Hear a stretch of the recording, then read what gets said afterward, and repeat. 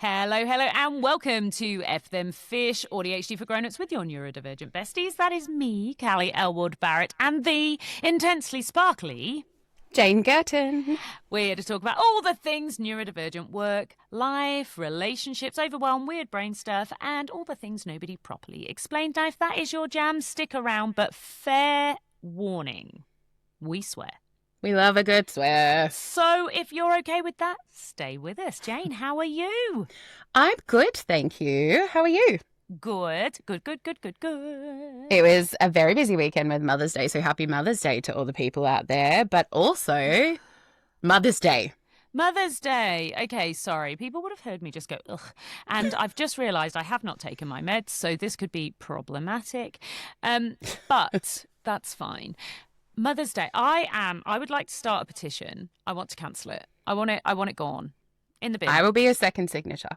In the bin. It is so problematic. It is so problematic. And look, it's our 50th episode, and we've got a bumper thing planned for everybody. We're going to go through our 50 things we wish, or type of thing, right? We're going to do that later. But I am going to just unload a little bit about Mother's Day, if I may. And then I'd love to hear your unload, because I'm so fucking fed up of Mother's Day. Like, dead set, I don't want to get cancelled for this. But it's not even... It's just missed expectations, right? Like, it's just like it gets built up, I feel, in a way that's even more loaded than Valentine's Day or Christmas Day, or, you know, like, which are very, very loaded days. Yeah. I feel like Mother's Day is even worse. Firstly, we're only celebrating patriarchal fucking norms of Mother's Day. Anyway, yes, I said patriarchy. If you're switching off, that's fine. It's going to happen. But, like, I just...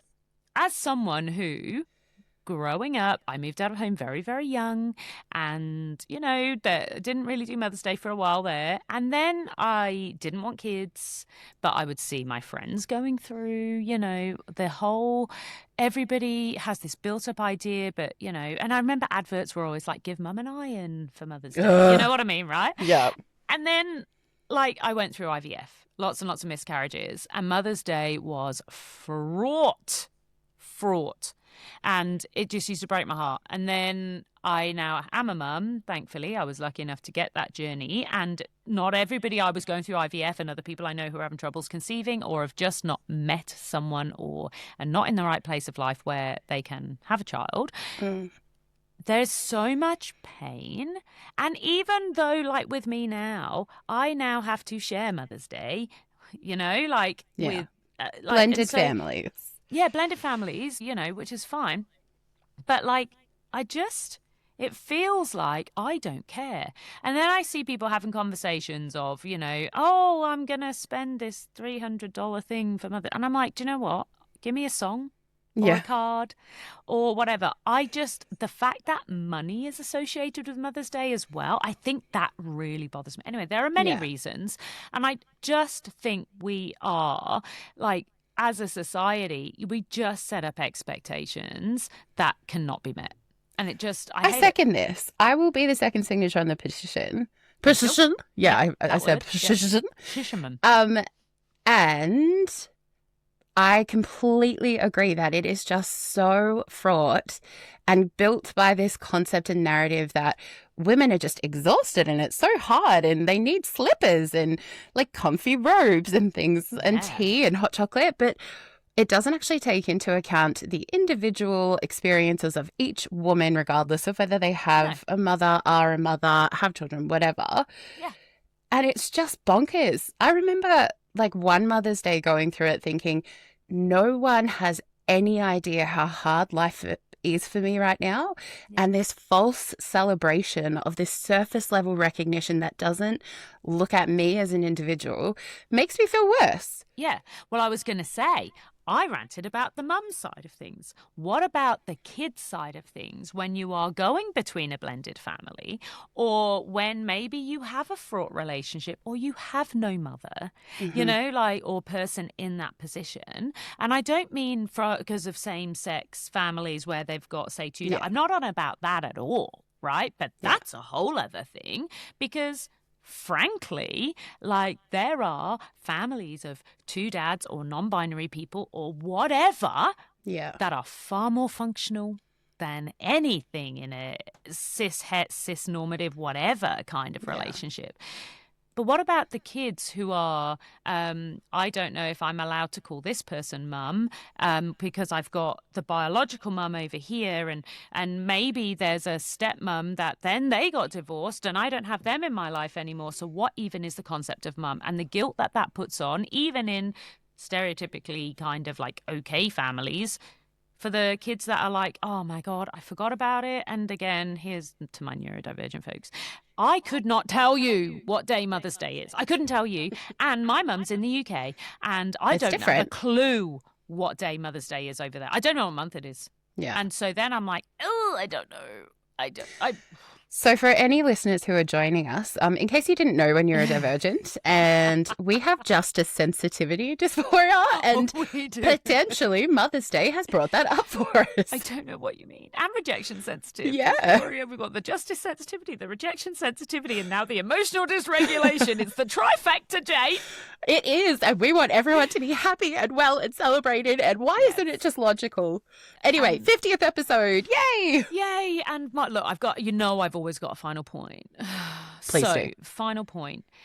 I think there are many mothers or people in that role who may be, you know what, buy me the robe, buy me the slippers, buy me the iron, I don't care. But if somebody else could just do all of the life admin for that day and all of the thinking, that would be great. That would be enough. I actually don't need shit. I just need somebody else to take the cognitive load and the burden for the household just for one day.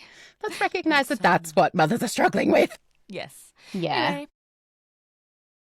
we should move on because it is our 50th episode, Jayne. And oh my God, it's 50th episode of F Them Fish. Obviously, you and I have been together since episode 31. So this is our 20th episode. Really? Oh my God. Yeah, I know, right? I'm sorry, I just blasphemed. I'm so sorry. Oh, did you? That's okay, I'll let you off.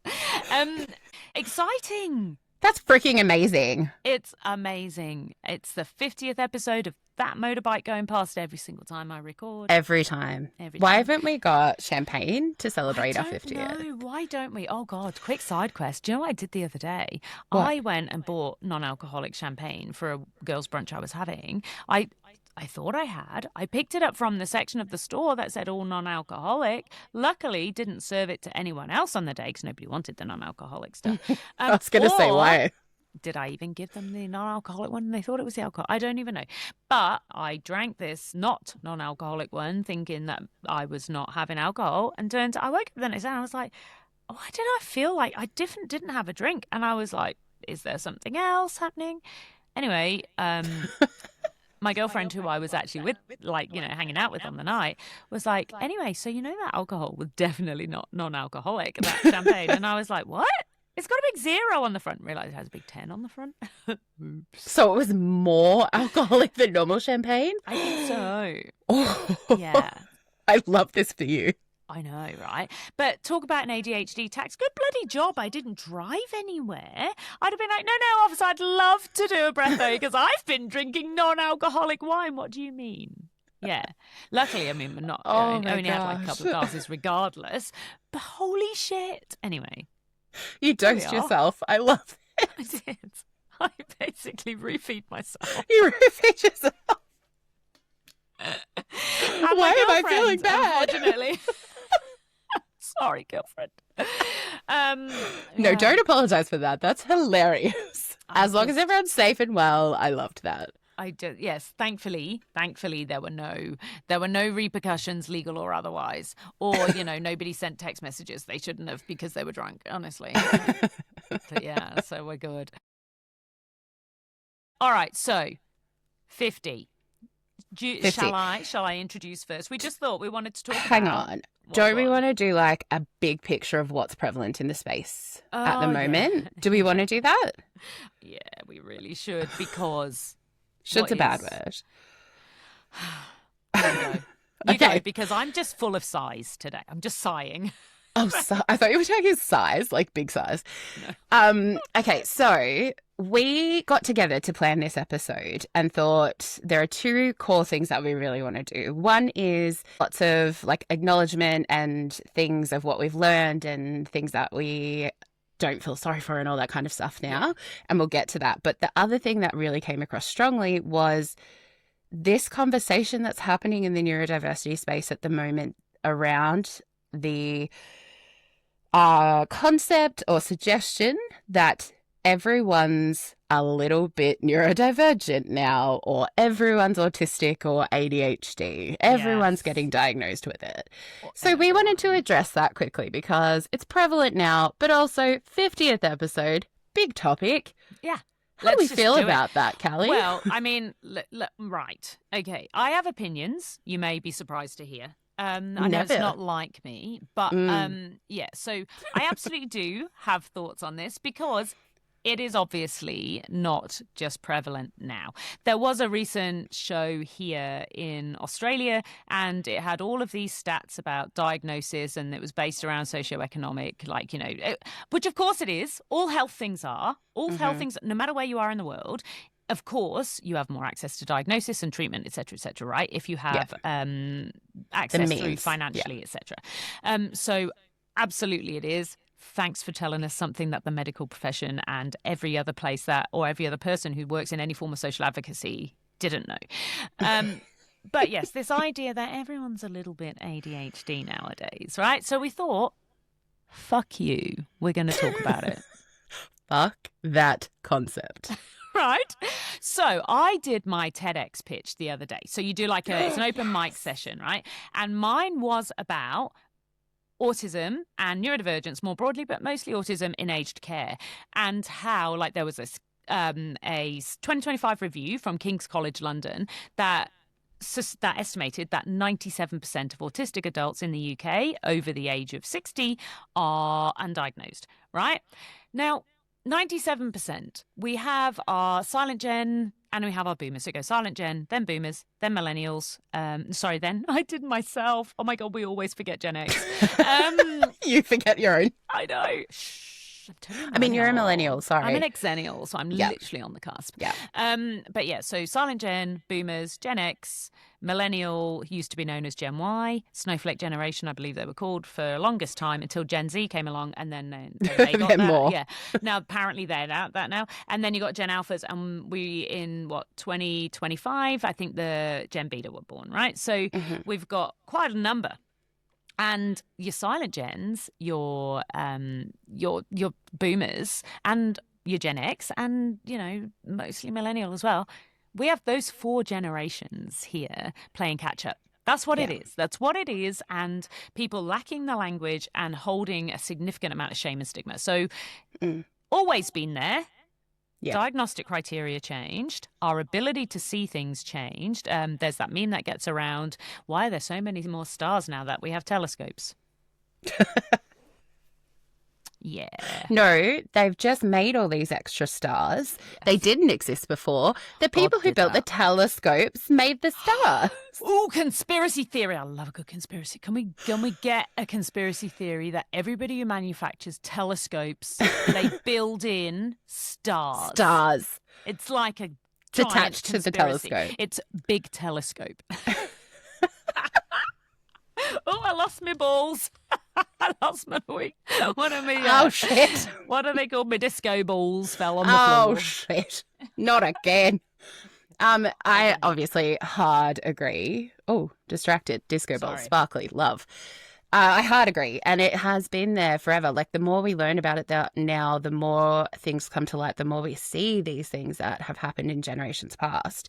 And need I bring us back to the patriarchy? No, but I will, because there was so much built on the one core piece of information we had around autism and one core piece of information we had around ADHD, and all the research was that women were to be seen, not heard. They were in the kitchen. Like, everyone was just taught to mask and conform. And that's been the past. So like you said, all these generations, we now have 6 generations in the workforce. That's a statistic that blows my mind every single time. Bonkers. Absolutely bonkers. So we've got what? We've got silent gen. Surely not. They're all retired now. They're all over 80. We've still got some. We've still got some. Would they not all be 80? Yeah, but some of them are working. I guess so. I'm gonna assume some of those because they love work and because we do know that. Sorry, I'm totally on a side quest. But when I did work in aged care for a while, right? So in policy and program and stuff. So that's kind of where this comes from. But for well-being perspective, what one of the biggest determining factors when people they die after retirement is because they're bored, right? And they don't have the relationships. Bored. I totally simplified that. But you know, you need purpose, you need value, you need relationships, right? And so there'd be some that do it for that, but also, and if you've been in your career your whole life and you've not changed and you run your own, say, practice or something, you're going to keep doing it. Yeah, absolutely. Well, that makes sense. Anyway. Yeah, so we've got 6 generations.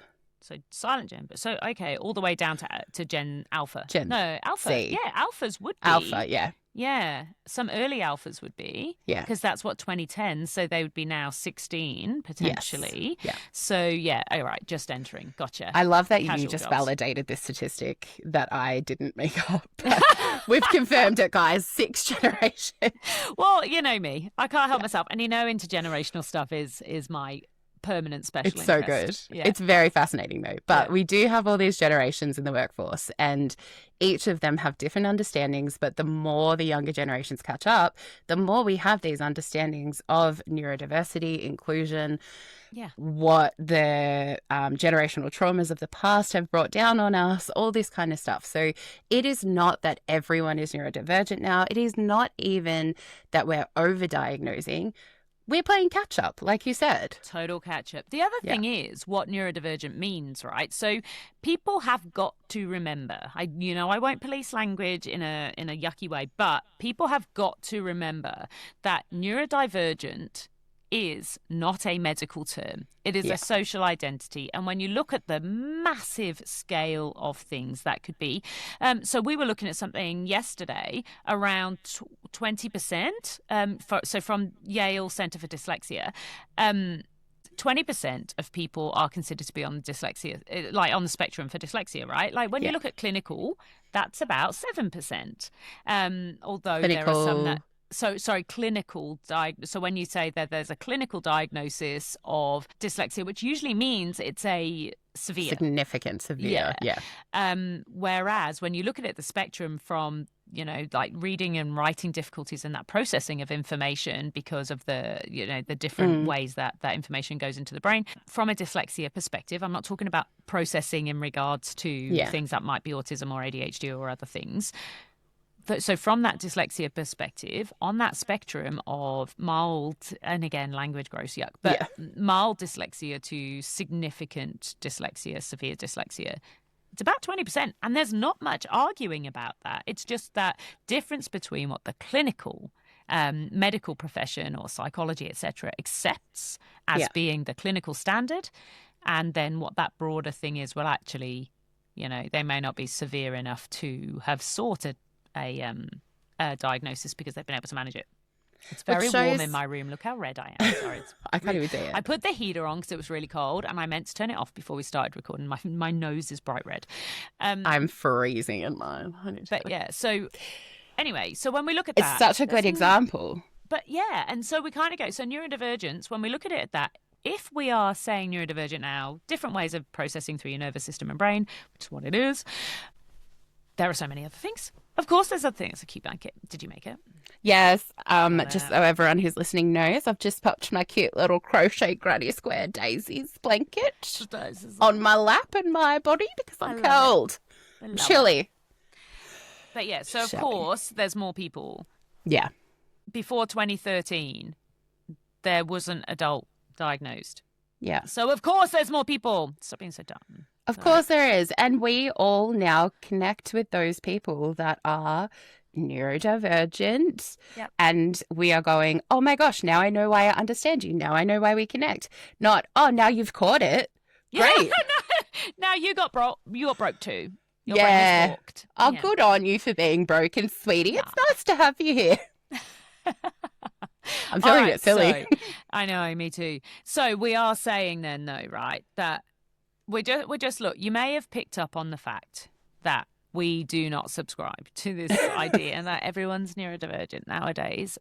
but we do, or that there's overdiagnosis or anything like that. We do subscribe to the idea that neurodiversity is obviously it's all brains, all nervous systems, and a neurodiversity paradigm approach means that we basically act as if everyone's neurodivergent because everyone is. Have I just developed a new hypothesis? Yeah. Absolutely every single person in the world is neurodivergent because they diverge from the other brains around them. That's what I was going to say when you just said everyone's not neurodivergent. I was like, hang on. I saw your face. Hold up. Our hypothesis is everyone is neurodivergent, but they are not being overdiagnosed in the medical sense. That's the correct one. Yeah. Boom. Done. So done. Yeah. We're not having it. We're not if having anyone it. wants to challenge that, saying that shit. Yeah. So. Does anyone want to write in and let us know that they disagree with that? Because we might not read it. With it. I'm going to read it because I love being challenged, right? But I'm going to tell you that I am going to tell you wrong. Okay. So if you want to write into someone who will just disagree with you on something, feel free. Write in. Why don't we get to our first list? So we've got 4 lists today that we've come up with, and we are not going to explain anything in these lists. We are going to give them to you. You are welcome. You can have these. And the first one is going to be 50 signs. It was probably AuDHD all along. We're going to have 50 signs of, or 50 accommodations. Tiny accommodations that we wish, that would help. 50 things we wish you knew. And then what's the other one? We had 50... things we're no longer sorry for. Apologizing for anymore. Yes. It's my favorite list. Me too. But yeah, look, we're going to go first. And these are going to be rapid fire. We're not going to go into them. So we're not going to do list. But this is our first list for the episode. Ready? 50 signs it was probably AuDHD all along. All right, so I'm going to start because this one was me. Now, listen, we have said these are things that we kind of have about ourselves, but also things other people have shared with us. So we're going to say it as a you because we hope you might relate to them. So, number 1, you are called gifted, but also not applying yourself in the same sentence. You could hyperfocus for hours, but could not start basic tasks. Needed routine, but also hate feeling trapped by any routine because you're not the boss of me. You wanted novelty and predictability all at the same time. Socially observant, but socially exhausted. You copied other people to work out how to be a person. You had very intense interests that felt like oxygen. You forgot to eat, drink, or pee when absorbed in something. Oh, my God, that one is like all the time. All right, you're told you were too sensitive. You were also told you were too blunt. Could read the room, but not always know what to do with that information. You rehearsed conversations before they happened. I still do. I will never stop. It's going to happen. But although we did find out today that sometimes I now think those conversations have happened because I've rehearsed them too much. That is a whole new thing. We're not going there, but that is a whole new thing that's happened today. Also, you replayed those conversations for years afterwards. You had sensory issues people dismissed as being fussy. You could manage school or work, but then you absolutely collapse at home. Oh, this one. You were called mature for your age, but then immature for your age. Yeah, what age did that flip? I don't even know. All my friends were older than me, and then one day they were all younger than me. And I don't know where the change happened. I still get called immature for my age because I love to play with the kids. Are you ever going to grow up? No, God, no, me either. All right, you loved rules when they make sense. You absolutely could not cope with rules that were stupid. You were constantly exhausted by normal life. You had justice sensitivity before you had language for it. So much. You were either early, late, or completely incapable of having any idea about time. You needed external structure but resented being controlled. You made elaborate systems and then you abandoned them. You have a graveyard of planners, apps, and notebooks. You found transitions weirdly hard. You were deeply affected by changes in plans. You need sameness in some areas and utter chaos in others. You could speak brilliantly about your interests, but struggled with small talk. Oh, small talk is so gross. It's the worst. Oh, this one hits so freaking much, man. You were funny because pattern recognition plus trauma is apparently a comedy degree. This one, I remember this one. You were labelled dramatic when you were actually dysregulated. It's my whole life. Oh, and this next one, needing time alone, but you also feel really lonely. Yeah. You over-explained because being misunderstood felt dangerous. You notice everything and missed the really obvious things all at the same time. You were praised for empathy, but burnt out by everyone's emotions. Yeah, that's a big one for you, hey? Yeah. You masked so well, people didn't believe you were struggling, and perhaps when you eventually got your diagnosis, everyone was like, what? You're not autistic enough. Yeah. You had strong food, clothing, or texture preferences. I am a vegetarian because the texture of meat grosses me out. Okay, could not just ignore it on the annoying signs. Oh, you were either understimulated or overwhelmed with very little middle ground. I am this one. So you can handle a crisis, but not the paperwork afterwards. I remember that. So I was, anyway, we said we weren't going to explain. I'm trying not to, but I'm the best person in a crisis. You're going to have to do your own follow-up. I am struggling not to explain them either because I want to talk about them all. But you felt like everyone else had received a manual to working in this world.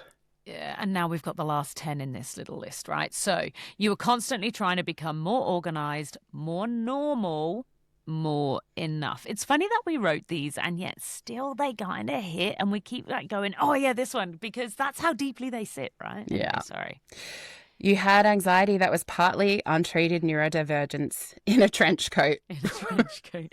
Children all stacked up. Right. And that, all the different, depression that may have been burnout, masking, or chronic mismatch. You were high functioning because the damage was hidden. Yeah, well hidden. Yeah. Needed clear expectations, but scared of seeming needy. Oh, that one. I hate that one. You had a really strong inner world that only you could see. Yeah. Could be both impulsive and rigid. And so I think that one goes with, oh no, I'm so chill. I'm totally lastminute.com. I do all of that. Don't do it that way. Yeah. Yeah.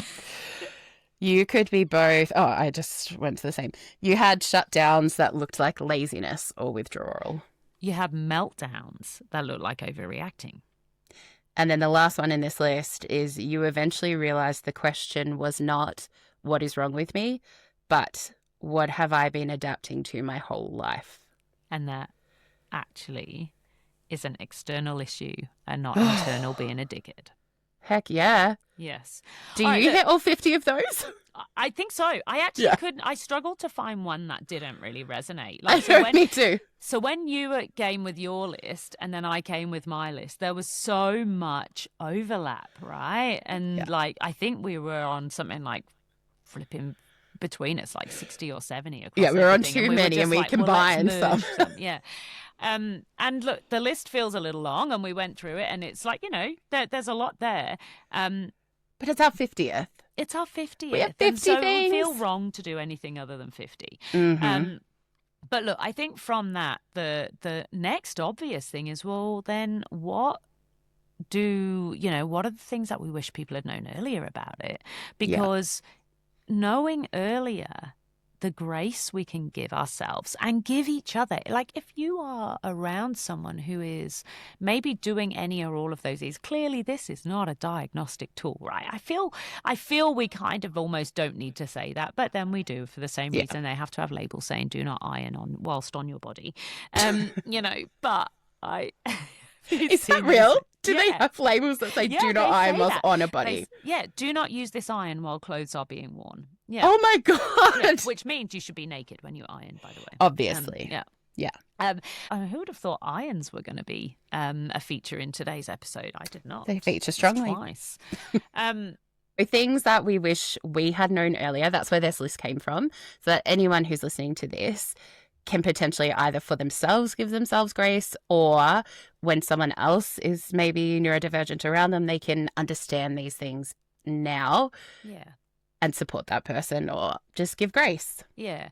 And obviously we've made these into lists and we are reading them off the list that we've made, right? We're not making any secret of that because otherwise we would have completely forgotten about it. Started with a list about why what you wish people had known and ended up with a list of your favourite flowers over here. And gotten through 2 things and talked about them exclusively. Yeah, that is. So this is literally a system that we have made ourselves stick to so that we can get through the 50. Yeah. We love a good list, though. We do. So let's get to our 50 things grown-up neurodivergent people wish they'd known earlier. You go first. First of all, you were not lazy. You are not broken. You are not too much. And it's not that you weren't trying hard enough. Your capacity was never meant to look the same every day. No, it's not possible. And when you struggle with easy things, it doesn't cancel the fact that you are good at hard things.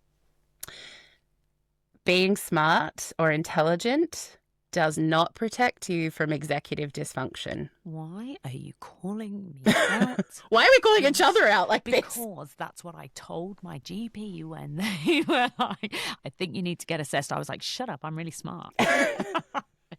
All right. Oh, this one. So look, anxiety may have been your coping strategy. It doesn't mean it's your personality. And you need to forgive yourself for that. Burnout is not a moral failure. Yeah, and masking has a real cost. Being praised for coping does not mean that you are okay. Sensory distress is real. Really wish I'd forgiven myself on that one a lot earlier, and I wish other people would know this and get across it as well. Needing help or making up your own rituals with transitions is incredibly real. And really valid, as is time blindness. Rejection sensitivity can feel physically painful. I want to yell that one. Yeah, right. And there's science around that shows it really is. Yeah. Shutdowns are not sulking. And meltdowns are not tantrums. Rest is not a reward for finishing something. You don't have to finish things before you're allowed to rest. And you are allowed to make life easier on purpose, by design. Yes. You deserve that. You don't have to earn accommodations by suffering first.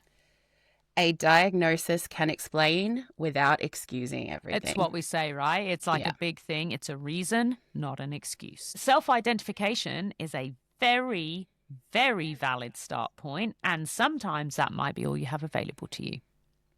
You can be neurodivergent and still be aware and responsible of your impact. Yeah, and you actually must be. Yeah. I really do think, obviously there are different levels of challenge and severity people have, right? We're not saying it's the same for everyone, but you absolutely don't get to say, I am, therefore I don't care. Yeah. I don't care. The world has to just deal with me as I am. Because, you can, actually. Sorry, you can say that. You will struggle having friends, holding relationships and holding jobs. There are certain things, like me, I use this example every time. When I vocal stim with, shut your fucking face, uncle fucker, I don't get to do that in an open plan office in a government job and expect there to be no repercussions. Even if that is how I do my best work. You can need support and still be very capable. It does not take your agency or capability away. Regardless of how you identify, you can be disabled by environments that others find easy. You're allowed to grieve the life you might have had with earlier understanding. You can also feel relief. And rage. And find it funny. Yeah. You don't have to disclose to everyone. You own your narrative. You do not have to disclose. Nor do you owe people your diagnosis story. Oh, so true. Your needs are not negotiations to make other people more comfortable. And it's that balance, as we said before. You don't have to completely sacrifice your needs because they may not be quite as comfortable for other people. Some people, even your closest people who love you, may still misunderstand you. Some people will only accept your neurodivergence when it's cute or useful. Right. You are allowed to stop translating yourself for people committed to misunderstanding you. And there will be some of those. They will use them. Yeah. The goal is not to become less neurodivergent. I remember this was one of the very first things that I put out on a social media post. Yeah, really So, which means the goal is to become less harmed by pretending. Yes. Your weird systems count if they work. And your safe foods count as feeding yourself. Yes. In aged care, how about that? We get safe foods in there. Let's do that. Let's even know about them. Anyway, Sidequest. Your alarms, lists, and the scripts you write before you do things are completely valid and they are not cheating. Thank you to our lists today. Your body may know you are overwhelmed before your brain admits it. Hormones, illness, grief, and stress can all change how you function. Perimenopause can blow the lid off old coping strategies. Where my neurodivergent older ladies at? Yeah. Whoop, whoop. Parenting will expose you, can reveal needs you previously buried, and it will make you feel like you are even more ashamed. Yeah. Workplaces often reward masking, then call the burnout surprising. Oh, you were worried about it. Where'd it come from? You're allowed to build friendships that do not require constant performance. Aren't they the best? Oh, my God. Yeah, love them. So good. You are allowed to be loved in your actual true form. Yeah. That's a big one. You're allowed to change your life after diagnosis or self-diagnosis or recognition. You're allowed to do that. Oh, this one. I remember writing it because it hits me. There was never one correct way to be a grown-up. You were always worth taking the time in yourself and by other people to understand you. I love these lists. Me too. I really like them. That's why I wanted to when we were like, no, it's too listy. I was like, no, we got to do it because there wasn't, we were like, do we just cut them right down and just make 50 overall? But it was like, no, I don't want other people to miss out on these because these are all our things. And we want to share. Some of these come with fire, right? Yeah. Like they come after walking through flipping like beds of nails. So, hopefully if you hear any of these, you feel validated, and the ones coming up, these are the fun ones. They're going to be useful. Well, the next round for accommodations. Yes.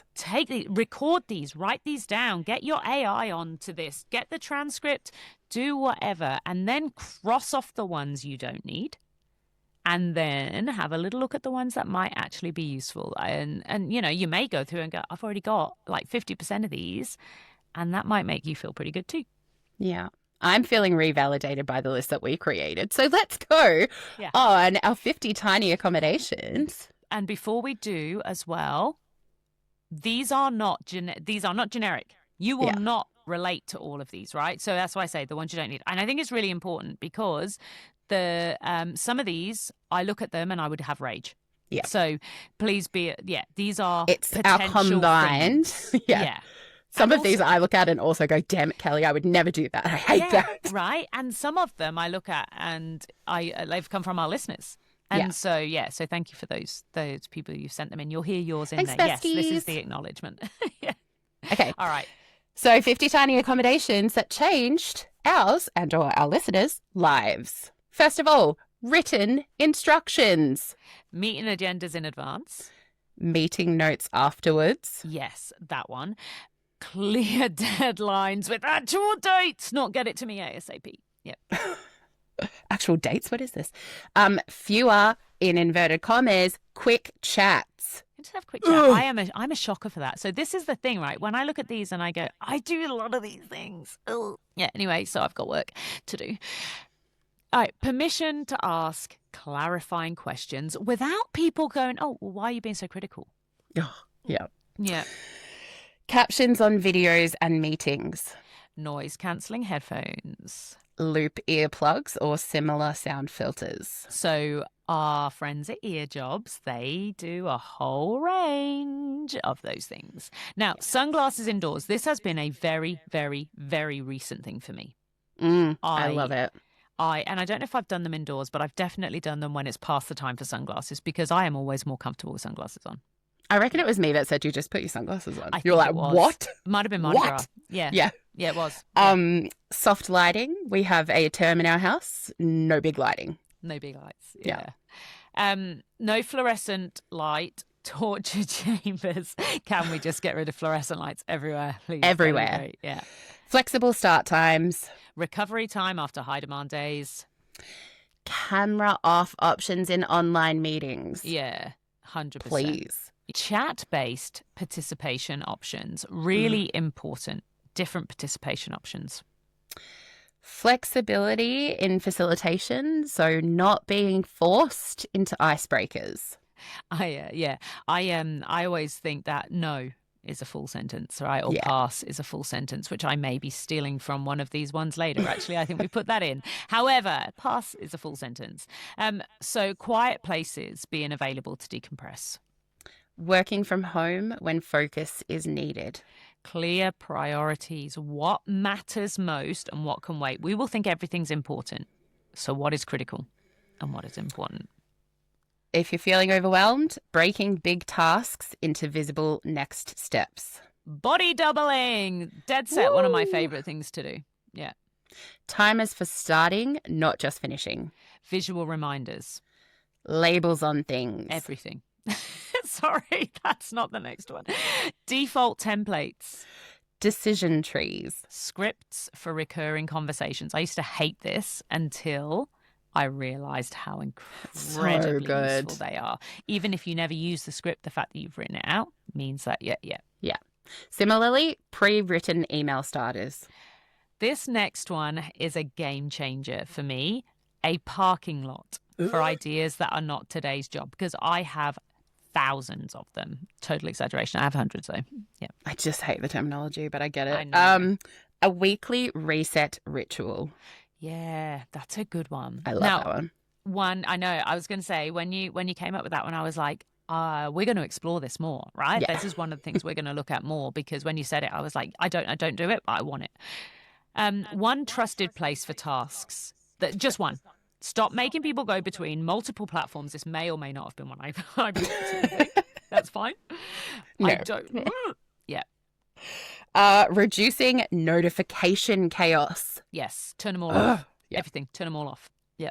Having fewer apps, not more. I wish people would. Okay, sorry. We're not going into them. We're not going into it. Stop telling me I need another platform. Mm-hmm. Anyway, meal repetition without shame. I could eat the same food almost every day. I do. Just cheese? Almost every, as long as it's got cheese in it. Yeah. Except my smoothie doesn't have cheese in it, but I have the same smoothie every single day, and I have done for months, and I will do forever. Until it gets ick. Until I've now said that out loud, and now I'm going to never want it ever again. God You're damn going to it. get the ick. Right. But safe snacks as well. Safe snacks, having them available for when you need food. Yeah, water bottles in multiple places.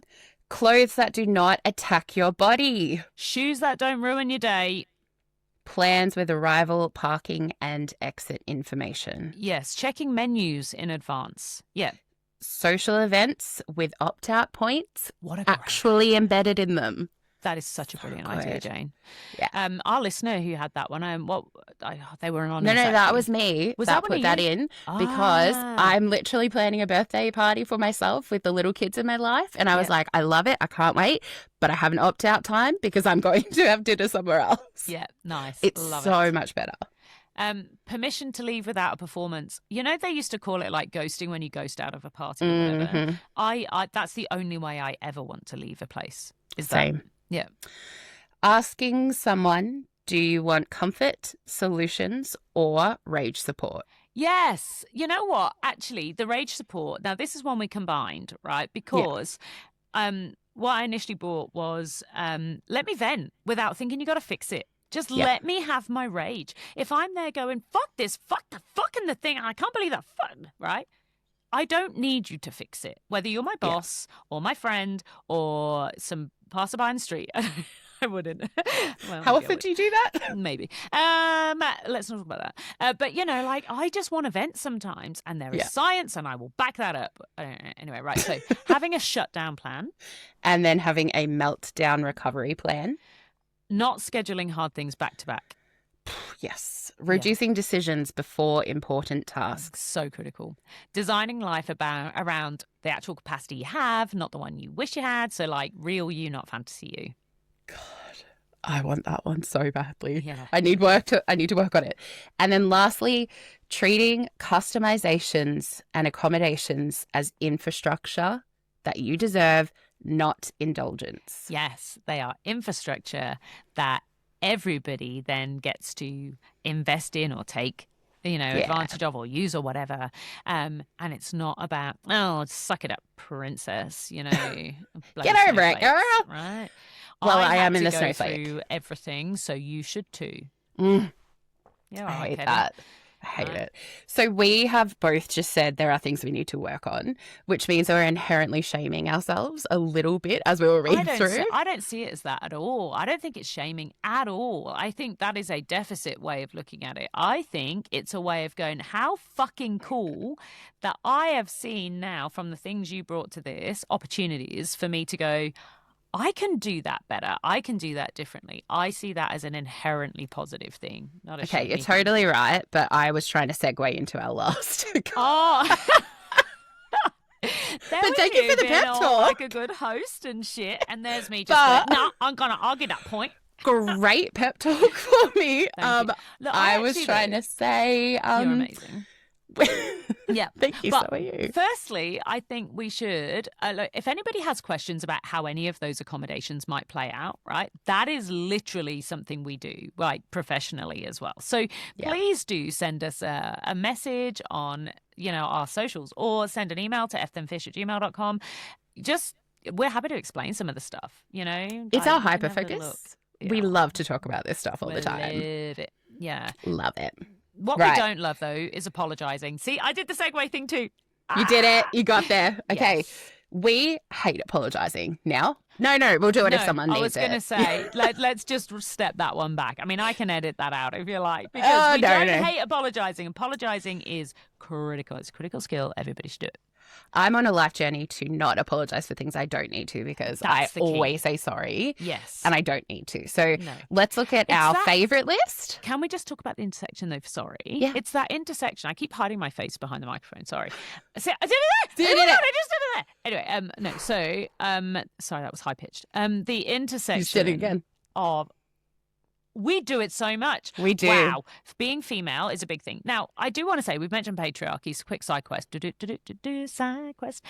Because I genuinely think nobody wins from the patriarchy, right? Like, well, except for a few people. But neurodivergent men and non-binary people, also, there is some research around this. It's not much, but it's a bit patchy. But that show that if you're a neurodivergent man or non-binary person, you actually have a similar experience to women. So, within a patriarchal system. Yeah. So when we say that, hey, besties, we're all here, okay? But when you look at the intersection of being female or AFAB and being neurodivergent, potentially being, having disability or other forms of chronic illness, sorry is an armour we wear because it keeps us safe, right? Yeah. So that's why we put so much thought into this. It was like, right, gloves off, give me a Post-it, give me some Sharpies, or give me some Post-its and a Sharpie, and I am going to tell you all the things I am not apologising for anymore.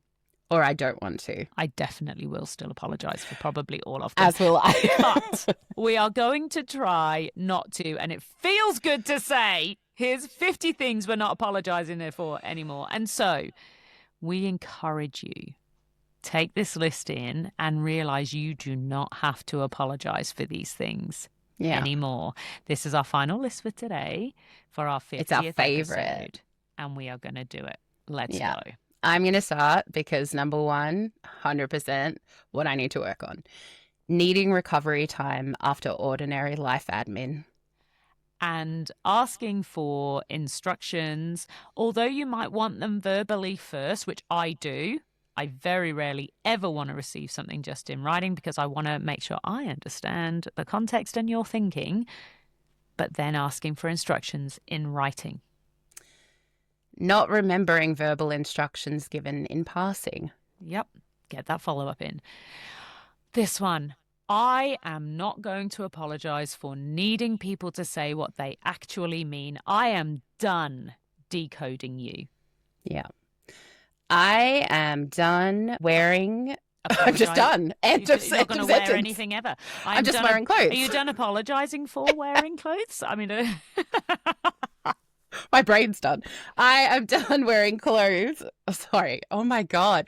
I'm done wearing comfortable clothes instead of proper clothes. I'm done apologizing for that. I was going to say, don't be done doing that. You're allowed to do that. You got to just stop apologizing for it, babes. Yeah.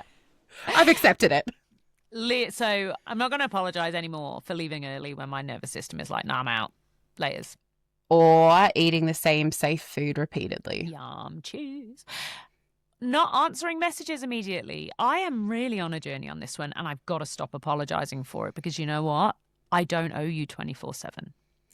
Forgetting to reply to the message because it became a task. Oh, God, this one is so hard. I do this one. This is why. Oh, anyway, there's the upstream and the downstream. And that's anyway. Using captions, even when the sound's on. Not apologizing. Nope. Or not making eye contact the right amount. Just honestly, quick side quest, say the words eye contact to someone that you're in a conversation with today. See what happens. Because you will both get awkward as fuck. It's my favourite thing to do. Just be like, anyway, so what exactly is the right amount of eye contact? And then just watch what happens. It's so fun. All right, so where are we? Being deeply affected by noise, light, smell, or texture. Needing quiet downtime after socialising. Or cancelling because we're at capacity. Can't do it. Asking for agendas before meetings. Taking notes so I can actually process, even if I did once get told off for taking notes.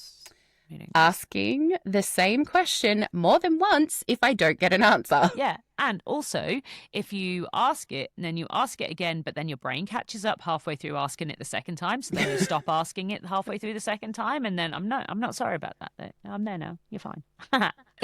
Okay. The not enjoying the spontaneous plans. Look, I do enjoy them, except for when I don't. And I'm not sorry about that. Needing extra processing time.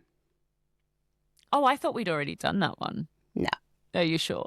You've been skipping around a bit. I'm not sorry. Not sorry, no, Jayne. You shouldn't I'm be. not apologising. Don't. We're working with it.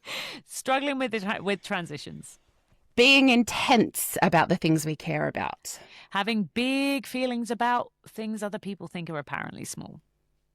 Needing body doubling to start tasks. Using alarms, timers, reminders, and labels. Labels are my favourite. I will label the shit. If you stand still long enough, I'm labelling you.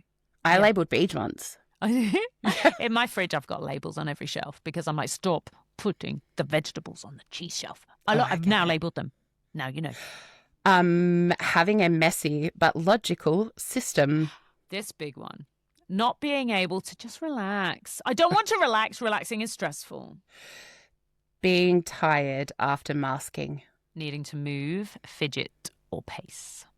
Choosing low stimulation environments. Saying no as a full sentence or pass without a full essay of justification. I also won't apologise for giving you that full essay of justification, but just so you know, you don't have to.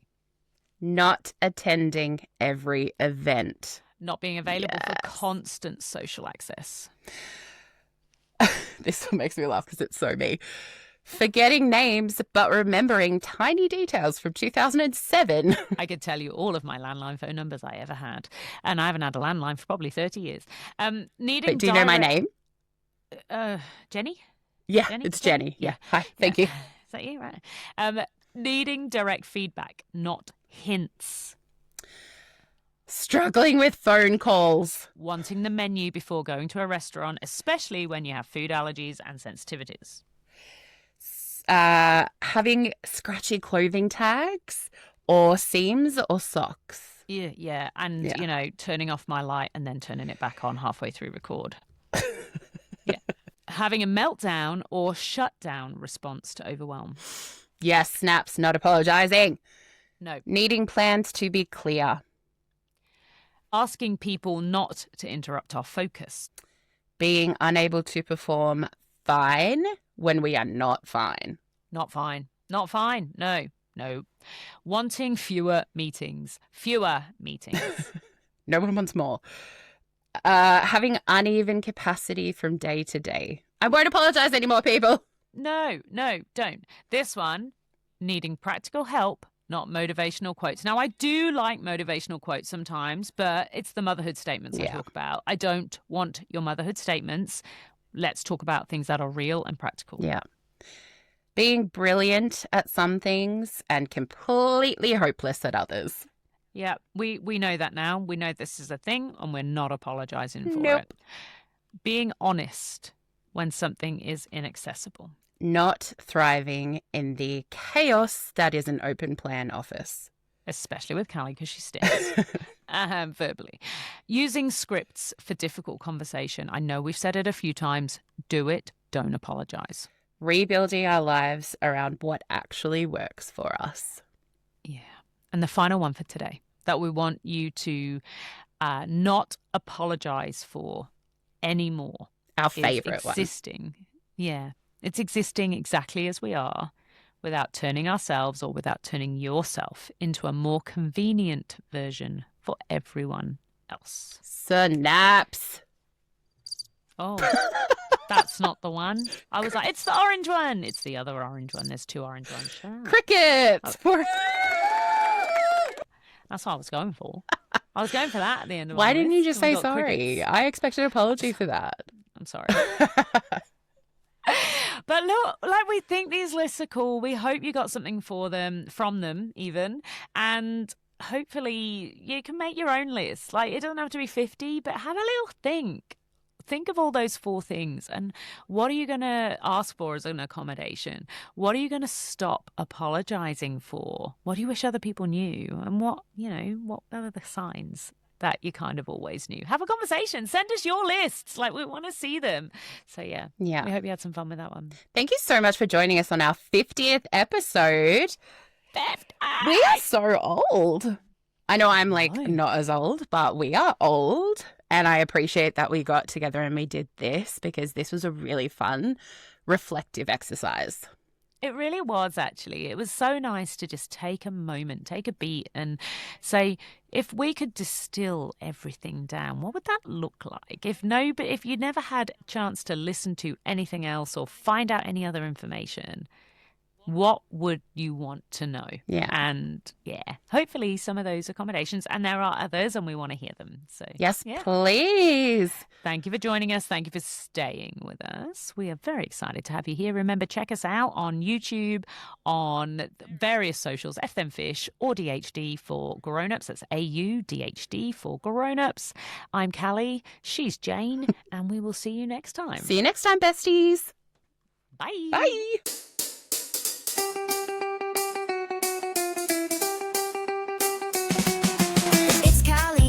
Friends, we're too cool, Neurocan and sharing good neurodivergent things. They be clever and quick with a fair bit of sergeant sidestepping, but a step in the right direction, a slight autistic correction. It's more about interception, interpretation, and fuck they give a load of validation.